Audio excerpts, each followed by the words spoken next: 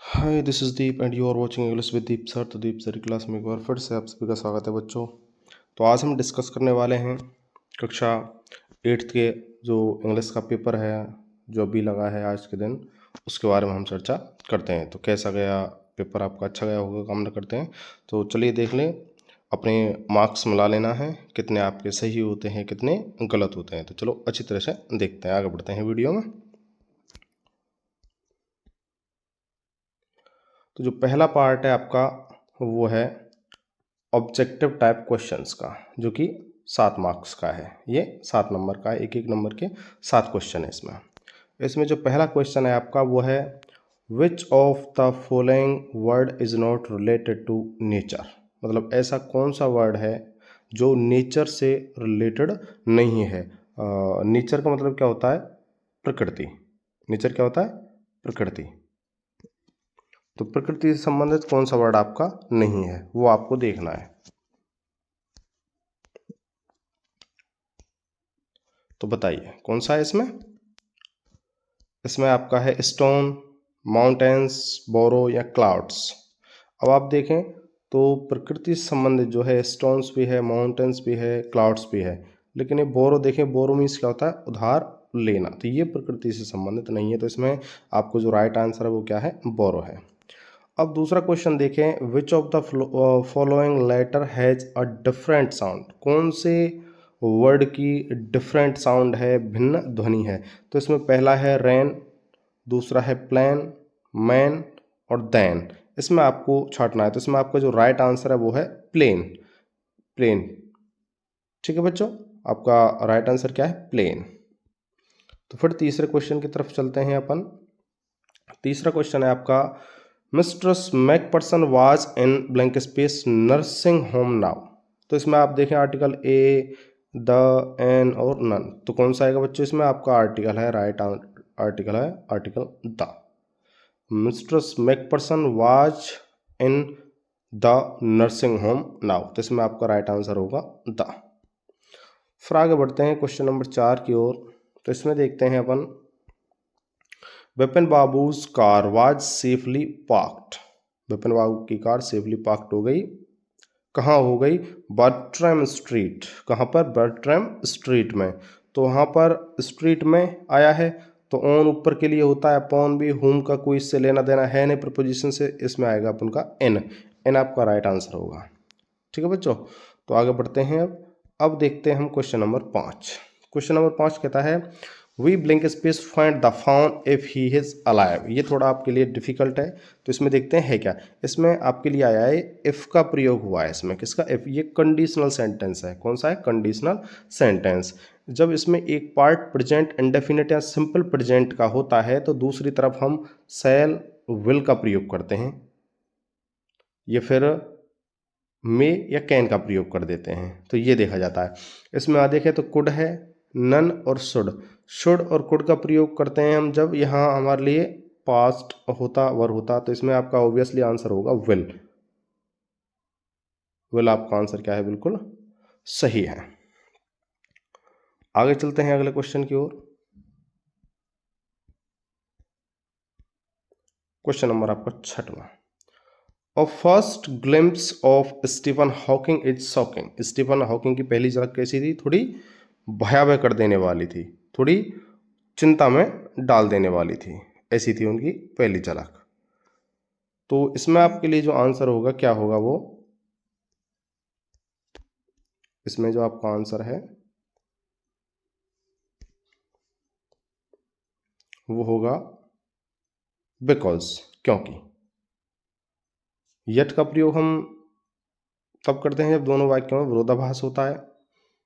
And से हम एक जैसी चीज जोड़ते हैं, और से किसी या विकल्प बताना हो तो और का प्रयोग करते हैं। इसमें बिकॉज है, आपके लिए क्या आएगा आंसर? बिकॉज है।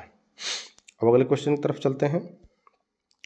Ram Mohan Roy blank space what was wrong with the country. अब यहाँ देखें वाज आया पास्ट, तो दूसरा वाक्य भी पास्ट में ही चाहिए। अंडरस्टूड पास्ट का है, अंडरस्टैंडिंग आईएनजी लगा हुआ है, इसके साथ हमें वाज वर्ड चाहिए थे, है नहीं। यहाँ देखें अंडरस्टैंड एम बी फर्स्ट है, विल ये फ्यूचर का है, तो राइट आंसर होगा अंडरस्टूड। ये जो आंसर है आपका वो अंडरस्टूड पास्ट इंडेफिनिट का है, वो आपका राइट आंसर है। तो ये 7 क्वेश्चन अब मैंने बता दिए हैं आपके लिए। अब आप देख लेना कौन सा आपका सही है, अपने मार्क्स कैलकुलेट कर लेना कितने नंबर आपके इस पेपर में आ रहे हैं। पार्ट नंबर दूसरे की तरफ चलते हैं। वेरी शॉर्ट टाइप आंसर्स हैं इसके। क्वेश्चन नंबर 8 से लेकर 11 है। तो इसमें कुछ वर्ड दिए हैं यहाँ पे, जैसे लॉन्ग, सी, वाटरफॉल, सैंड, क्रेन। इनका प्रयोग आपको खाली जगहों में करना है जो इस प्रश्न में दी गई है नीचे। यहाँ पे प्रत्येक 2 अंक का है ये क्वेश्चन। तो यहाँ देखें, a family of crabs lived near ए खाली जगह। तो क्रैब्स का एक परिवार कहाँ रहता था? नियर ए सी। कहाँ रहता था? समुद्र के किनारे रहता था। वन डे क्या होता है, एक दिन, the mother crab saw a beautiful crane को देखती है। वो किसको देखती है? क्रेन। तो बी में आएगा आपके लिए क्रेन। यहाँ पे 8वें में आ जाएगा आपके लिए सी, और 9वें में आ जाएगा क्रेन। अब 10 की ओर चलते हैं। वॉकिंग इन द सैंड, ये क्या होगा आपके लिए? सैंड होगा, इसमें सैंड आएगा। फिर a straight beautiful walk on it's long long legs हो जाएगा। तो आपके आंसर आते हैं 8वें में क्या है? सी। फिर 9वें में देखते हैं तो क्या आता है? क्रेन। 10वां है आपके लिए सैंड, और 11वां है आपके लिए लॉन्ग। इसको आप अच्छी तरह से मिलान कर लें, आपका सही है गलत है। अब क्वेश्चन नंबर 12 की ओर चलते हैं। 12वां क्वेश्चन है आपके लिए अपोजिट। तो लोयन का अपोजिट क्या होता है? लोयनेस, LIONESS। ये तो हो गया आपका लोयनेस का। अपोजिट जेंडर चेंज करना है। और डॉग के क्या होता है? बिच, BITCH। ये बिच हो जाएगा आपके लिए, लोयनेस और बिच, ये हो गया। फिर आगे की ओर चलते हैं। अगला क्या है आपके लिए? Missing letter. क्या है? Missing letter. अब मिसिंग लेटर में देखिए आप 2 हैं आपके लिए, ए और बी, और पहले में 2 हैं और दूसरे में भी 2 मिसिंग हैं।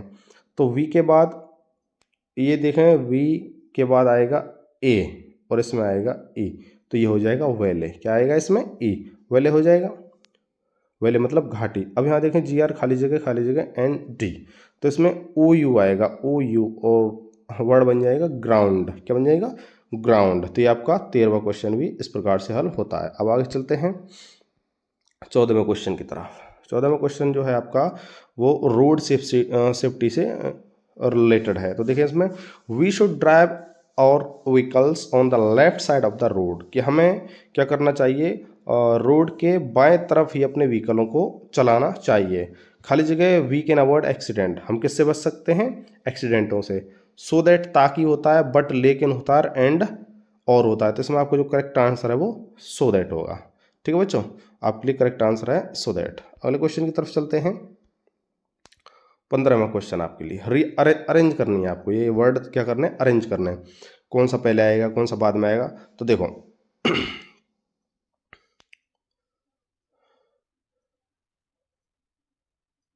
तो आपके लिए जो पहला वर्ड है वो क्या है? नॉन कोरी।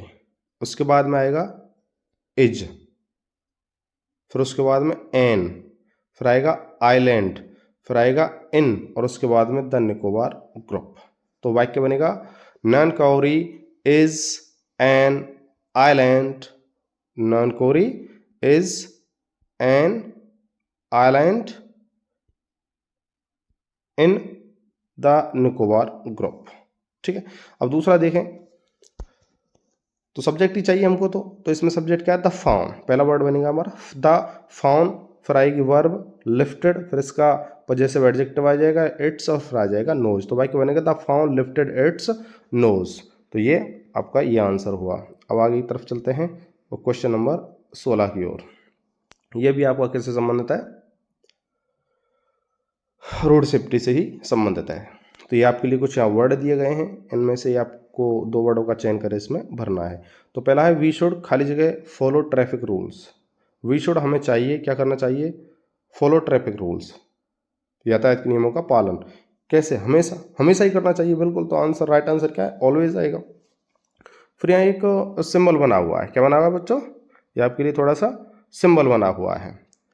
और ये सिंबल है किसका, ये आपको दिख रहा है जो पी जैसा सिंबल है आपके लिए, ये पी वाला सिंबल,